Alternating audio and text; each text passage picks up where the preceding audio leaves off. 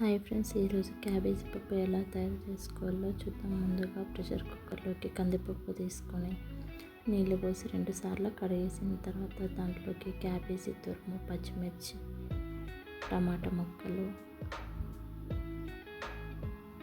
కొత్తిమీర, పసుపు, కారం, ఉప్పు, కొద్దిగా చింతపండు రసం, తగినన్ని వాటర్ పోసి ఒకసారి కలిపేసుకొని మూత పెట్టేసి 4 విజిల్స్ వచ్చే వరకు ఉడికించుకోవాలి.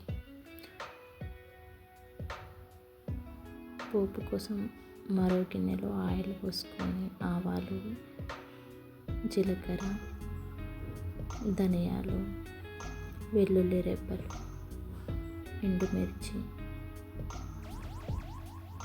కరివేపాకు ఇవన్నీ మంచిగా వేయించిన తర్వాత తగినంత పసుపు వేసి ఒకసారి కలుపుకొని ఉడికించిన పప్పును వేసుకుందాం.